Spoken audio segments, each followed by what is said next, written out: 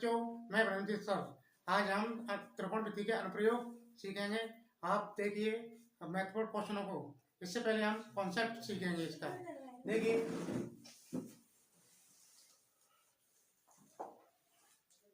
त्रिकोणमिति के अनुप्रयोग या आप कह सकते हो ऊंचाई और दूरी, हाइट एंड डिस्टेंस। देखिए त्रिकोणमिति के अनुप्रयोग आपको ये समझना होगा। सबसे पहले इसमें भी एक समकोण होता है, इसमें भी एक समकोण होता है जो समकोण त्रिभुज होता है जो एक 90 अंश का कोण बनाता है। इसमें आपको देखना होगा ए है और बी है और सी है। सबसे पहले आपको देखना होगा इसमें कि जो आपको जो लंब दे रखा है, ये लंब है और ये आधार है और ये आपका कर्ण है। हमने त्रिकोणमिति में आपको पिछली वीडियो में आपको बताए थे त्रिभुज, समकोण त्रिभुज के बारे में, लंब और आधार और कर्ण। तो आज इसमें सबसे ज्यादा महत्वपूर्ण कोण होते हैं इसके। जो इसमें कोण जहां बनता है, इस कोण को हम कहते हैं उन्नयन कोण। उन्नयन कोण ये कब बनता है? जब हम नीचे से ऊपर की ओर देखते हैं। जब हम नीचे से ऊपर की ओर देखते हैं तब यह उन्नयन कोण बनता है। एक और अवनमन कोण होता है जो जब हम किसी वस्तु को ऊपर से नीचे की ओर देखते हैं तब वो कोण अवनमन कोण कहलाता है। इसको हम अवनमन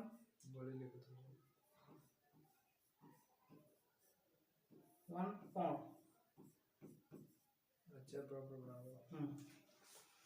अवनमन कोण बनता है। और देखेंगे अवनमन कोण और उन्नयन कोण दोनों आपस में बराबर होते हैं। क्यों होते हैं इसके बारे में जानकारी लेते हैं। देखिए ये इस तरह से कोई दो समांतर रेखा होती हैं, उसमें जड़ की सी आकृति के अनुसार जो भी कोण बनते हैं उन्हें एकांतर कोण कहते हैं। एकांतर कोण हमेशा बराबर रहते हैं। आप देखेंगे अवनमन कोण और उन्नयन कोण आपके आपस में बराबर रहेंगे। तो सबसे पहले जो भी क्वेश्चन आता है उसमें लंब किस प्रकार बनता है और किन शब्दों में आता है, इनके बारे में जानकारी लेते हैं। सबसे पहले देखिए जो भी क्वेश्चन बनेगा उसमें जो लंब के जो शब्द आएंगे उन शब्दों को समझेंगे। लंब के शब्द जो आएंगे प्रश्न में उन शब्दों को समझेंगे। जो लंब आता है किस शब्दों में आता है। देखिए जब भी शब्द आएगा मीनार तो आप आकृति में लंब बनाएंगे और मीनार आएगा या पेड़ आएगा या पहाड़ आएगा, ऐसे शब्द आपके क्वेश्चन में आते हैं तो ये किसका रूप लेंगे? लंब का। स्तंभ भी आता है, मकान, इस प्रकार के जो शब्दों को हम क्या करते हैं? लंब के रूप में लिखते हैं। और देखिए ऐसा मकान, स्तंभ और टावर,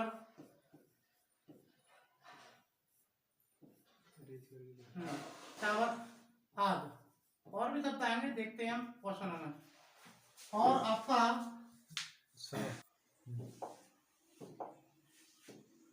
देखिए और आधार, आपका जो आधार है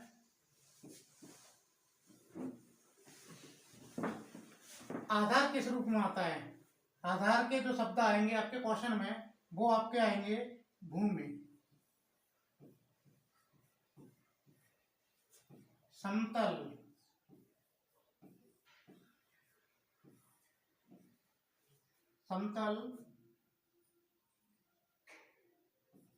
क्षैतिज,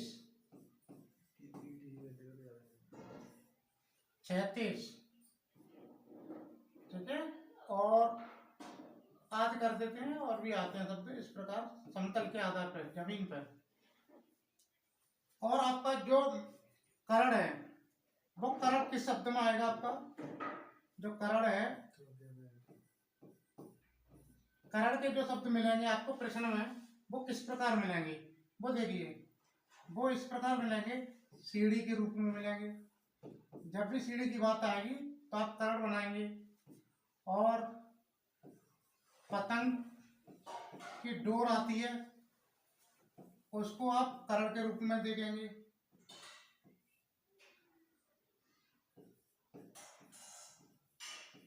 और जो बच्चे समझ नहीं पाते हैं उस चीज को समझें।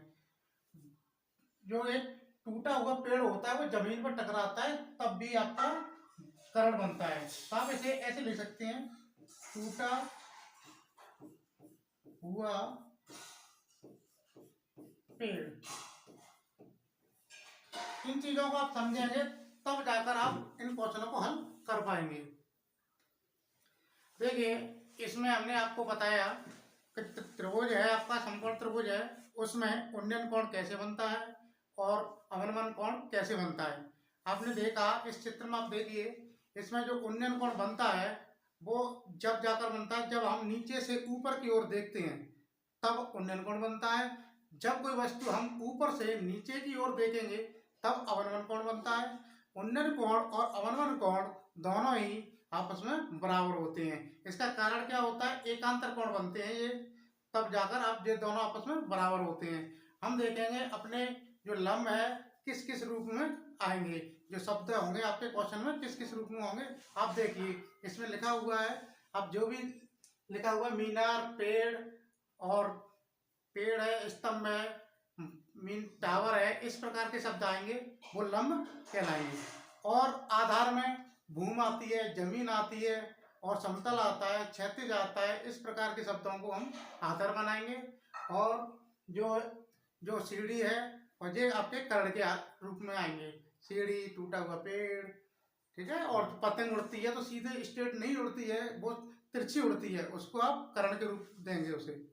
और इसमें एक शब्द और आता है, इसे हम जो ऊपर वाला होता है इसे हम क्या करते हैं, इसको शीर्ष बिंदु बोलते हैं, शीर्ष बोलते हैं, चोटी बोलते हैं। आप इस पॉइंट को क्या बोलेंगे?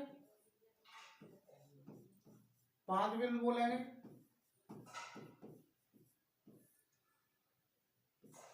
या आप आधार बिंदु बोलेंगे।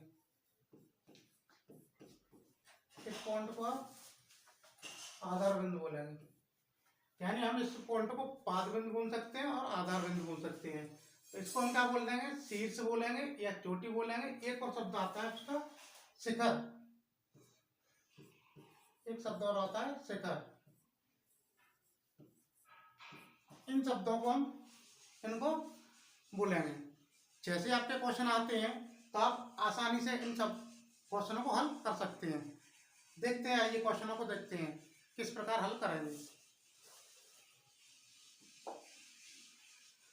आपका जो क्वेश्चन है, एक छड़ की लंबाई, ये क्वेश्चन दे रखा है, एक छड़ की लंबाई और उसकी छाया की लंबाई का अनुपात 1:√3 है, सूर्य का उन्नयन कोण है।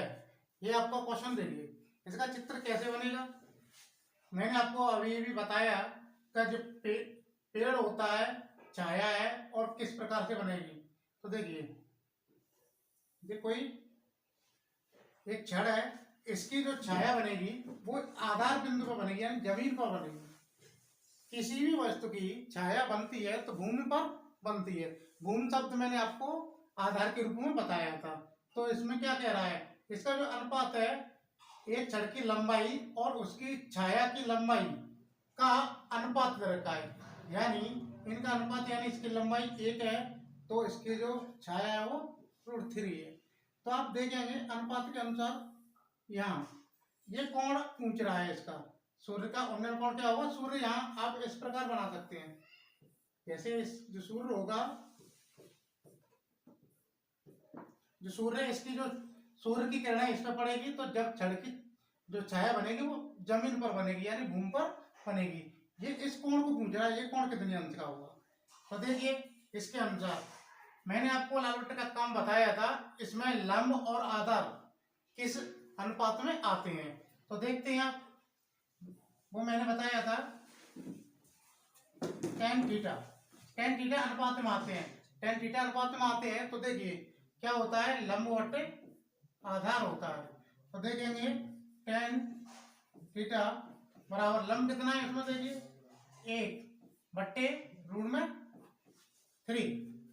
आप देखेंगे tan वाली लाइन में जो सारणी बनवाई थी आपके अनुपातों के कुछ मानों की, उसमें देखेंगे tan वाली जो लाइन है वो लाइन में 1/√3 किसका मान होता है। देखते हैं ये किसका मान होता है, tan थीटा बराबर tan 30 का मान होता है। कितने का अंश का मान होता है, tan 30 का मान होता है। जब tan 30 का मान होता है, आप tan से tan हटा देंगे तो आपका थीटा का मान 30 अंश आ जाता है। इस प्रकार आपका क्वेश्चन सॉल्व हो जाता है। इसका मतलब ये वाला आपका करेक्ट आंसर है। तो इसके बाद नेक्स्ट क्वेश्चन देखते हैं। देखिए इसी प्रकार का फिर आता है क्वेश्चन, इसी प्रकार का सेम टू सेम क्वेश्चन है।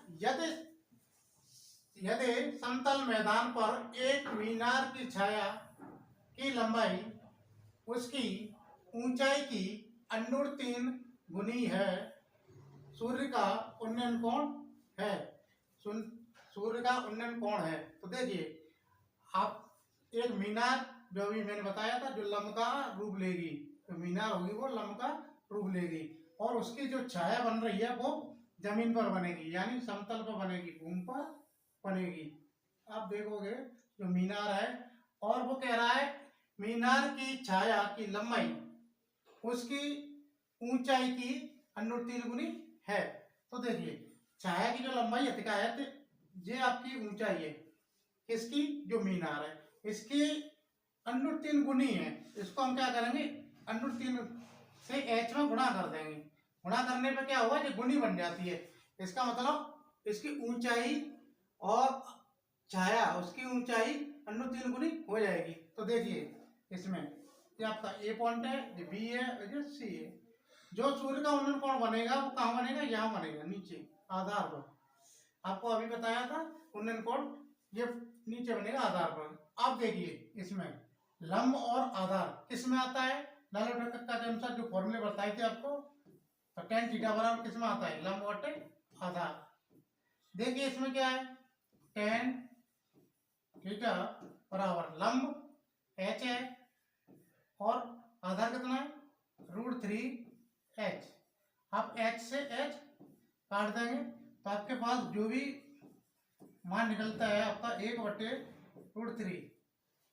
तो इसको आप देखेंगे जो सारणी बनवाई थी आपको अनुपातों में, अनुपातों के मान बताए थे उसमें देखेंगे क्या है, tan थीटा बराबर 1/√3। 1/√3 किसका मान होता है, tan 30 का मान होता है। तो देखते हैं tan थीटा बराबर tan 30 अंश, tan से tan हटा सकते हो। इस प्रकार आपका थीटा का जो मान है वो आपका 30 अंश आ जाता है। तो आप देखिए इसमें आपका ए ऑप्शन करेक्ट है। तो आप इस प्रकार के क्वेश्चन आपको 100% मिलेंगे आपको बहुविकल्पी क्वेश्चनों में। तो देखते हैं नेक्स्ट क्वेश्चन। इसमें देखिए ये आपके समुद्र के किनारे स्थित किसी पहाड़ के से देखने पर एक नाव का जो पहाड़ी की ओर जा रही है और अवनमन कोण 30 अंश, 4 मिनट बाद उसका अवनमन कोण 60 अंश हो जाता है, उसे किनारे तक पहुंचने में कितना समय लगेगा।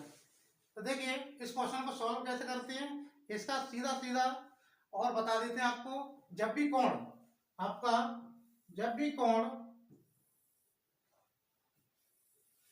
भी कोण किसी पहाड़ी या स्तंभ की ओर 30 अंश से 30 अंश से 30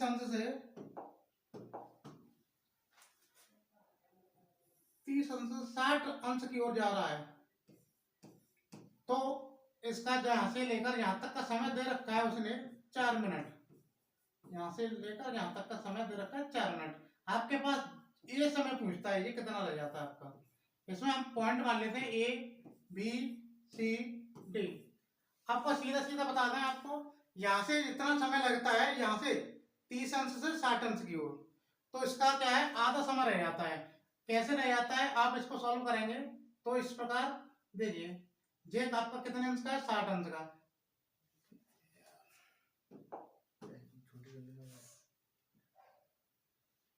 ये 60 अंश का है। देखिए इस क्वेश्चन को सॉल्व करने के लिए आप देखते हैं, आप सीधा सीधा आंसर बता देते हैं आपको। यहां से जब भी क्वेश्चन 30 अंश से 60 अंश होता है तो इसका समय आधा रह जाता है, यानी 2 मिनट रह जाता है। तो 2 मिनट रह जाता है, तो देखते हैं इसको, क्वेश्चन को 2 मिनट रह जाता है। और एक क्वेश्चन और आएगा आपका, जब भी आएगा तो 30 अंश से 60 अंश की ओर जाएगा तो उसका समय कितना रह जाएगा, आधा रह जाएगा। तो ये दूरी आपकी इसकी आधी रहती है, तो समय लगता है। इसको सॉल्व करा देते हैं। इसमें सॉल्व कराने के लिए देखिए, यहां से लेकर 60 अंश है, ये अंश कितने अंश का रह जाएगा, 180 का होता है पूरा, तो ये आपका 120 अंश का रह जाएगा। तो देखिए इसमें देखिए 30 अंश का ये और 60 अंश का ये कोण है, ये भी कितने का रह जाएगा आपका, 30 अंश का। इस प्रकार देखिए 30 अंश का और 30 अंश का, किसी भी त्रिभुज में दो कोण समान होते हैं तो उसकी दो भुजा भी समान होती हैं, एक समद्विबाहु त्रिभुज कहलाता है। तो हम किस में देखेंगे, आपकी ये वाली भुजा और ये वाली भुजा कोणों के आधार पर ये दोनों कैसी होंगी, आपकी समान होंगी। तो समान होंगी तो आप देखेंगे इस वाली भुजा में और इस वाली भुजा में ये दोनों कैसी हैं, ये 4 मीटर का समय ले रही हैं। और ये वाली भुजा बी डी भुजा किसके बराबर हो जाएगी, ए बी की। तो यहाँ देखिए आप ए बी बराबर पी डी, आप देखेंगे यहाँ ये वाला कोण ये कर्ण है और ये क्या बन जाएगा आपका आधार। तो आप देखेंगे इस त्रिभुज में, त्रिभुज बी सी डी में सॉल्व करा देते हैं पूरा। और चिंता ना करें आप, ये क्वेश्चन बड़ा दिखाई दे रहा है, आपका शॉर्टकट सीधा है। जब भी समय लगेगा उसका आधा करना है आपको। बहुविकल्पी क्वेश्चन में ऐसे डायरेक्टली क्वेश्चन कर सकते हैं आप, ये क्वेश्चन कई बार आ चुका है। तो देखते हैं इसको सॉल्व करेंगे तो क्या हो जाएगा। इसको देखिए 60 अंश का कोण बना रहा है और ये कर्ण है और ये आधार है। आधार और कर्ण किस में आता है, लालवट्टे कक्का के अनुसार देखते हैं। इसमें ये क्वेश्चन आपका cos 60 अंश आधार बट्टे कर्ण होता है। cos 60 का मान कितना होता है, 1/2। और आधार कितना है इसका, देखो बी सी। कर्ण कितना है इसका, बी सी, देखो बी सी। ये कर्ण कितना है, बी डी। अब देखें बी सी का मान कैसे निकालेंगे हम, 2BC बराबर बी डी। अभी मैंने बताया ए बी बराबर बी डी है, तो आप बी सी का मान निकालेंगे तो आपका बी डी बट्टे 2 आ जाएगा। तो जो बी सी भुजा है वो क्या है, बी सी भुजा इसकी आधी है, यानी आप ए बी रख सकते हैं बी डी की जगह पे, ए बी बट्टे 2। इस प्रकार आप देखेंगे हमारा जो समय 4 मिनट यहाँ लग रहा है और इसकी दूरी ए बी की दूरी की आधी है, तो इसका मतलब 2 मिनट लगेगा। यहाँ समय आपका कितना लगेगा, 2 मिनट लगेगा। समय बराबर 4/2, इसे आप काट सकते हो, यानी 2 मिनट। इस प्रकार इसे सॉल्व कर सकते हैं और सीधा सीधा आप समझें तो उसका समय का आधा कर दीजिए, डायरेक्टली आंसर आ जाएगा। इस प्रकार हम नेक्स्ट क्वेश्चन को हल करते हैं। ये देखिए जमीन पर एक बिंदु P से एक मीनार के शिखर का उन्नयन कोण अल्फा है। मीनार के पाद की ओर d दूरी चलने के बाद उन्नयन कोण बीटा हो जाता है। तब देखिए मैंने आपको ये बताया था, जब भी मैंने चित्र बनाया समकोण त्रिभुज, उसमें उन्नयन कोण और अवनमन कोण के बारे में जानकारी दी थी। इसमें देखिए उन्नयन कोण बन रहा है और मीनार किसका रूप लेती है, लंब का। मैंने आपको शब्द बताए थे लंब किस प्रकार से शब्दों में परिवर्तन आते हैं।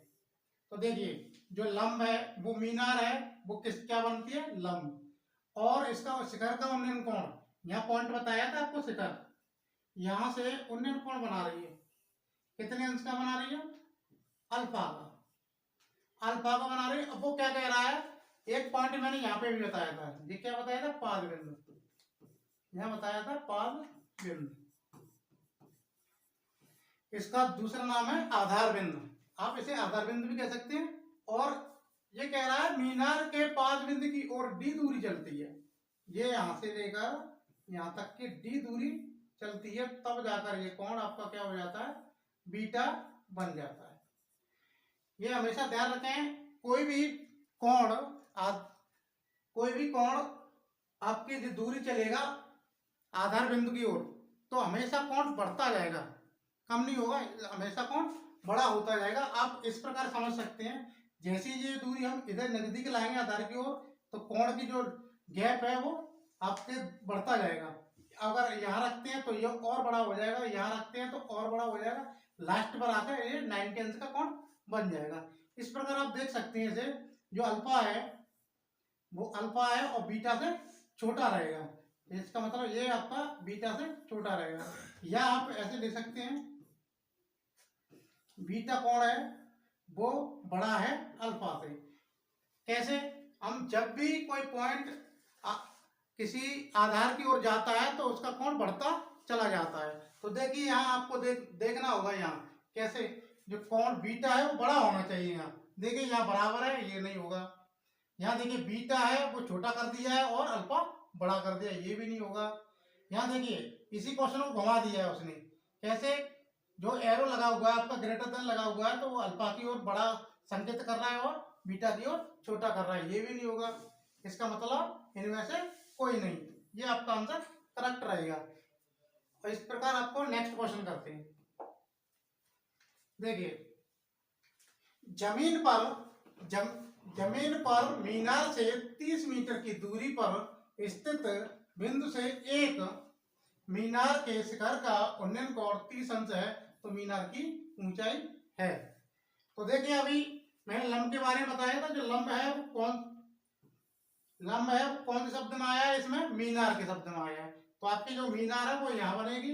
उन्नयन कोण आपको आधार पर बताया था, उन्नयन कोण आपको आधार पर बताया था, कितने अंश का बना रहा है, 30 अंश का बना रहा है। और फिर ये क्या कह रहा है, मीनार जमीन के बारे में मैंने बताया था, वो क्या बनाते हैं, हम आधार बनाते हैं। आप देखिए आधार बनाते हैं, वो कितनी मीटर की कह रहा है, आधार की 30 मीटर, यहां से लेकर ये आपकी 30 मीटर है। और फिर कह रहा है मीनार की ऊंचाई ज्ञात कीजिए, इसे आप लेट कर सकते हैं h, आपको h का मान निकालना है। तो h का मान निकालना है तो देखिए आप, जो लंब है और जो आधार है, लंब और आधार किस अनुपात में आता है, तो आपको बताया गया है जो लंब और आधार हमारा 33 यानी 10 वाले अनुपात में आता है। कैसे आता है, लंब बटे आधार। इसका मान देखिए कैसे रखेंगे, आप त्रिभुज पॉइंट बनाने थे ए बी सी, विस्तार से जो बहुविकल्पी क्वेश्चन है आपको शॉर्ट में कर सकते हैं आप। दो देखिए आप त्रिभुज ए बी सी में देखिए 33 का मान कितना बताया था आपको, 1/√3। जो लंब है वो क्या है, h है, ये कितना है, 30 अंश है, वो सॉरी 30 मीटर है। तो इसको क्रॉस मल्टीप्लाई कर देंगे, √3h बराबर 30 मीटर। अब h का मान निकालेंगे तो 30 बट्टे आगे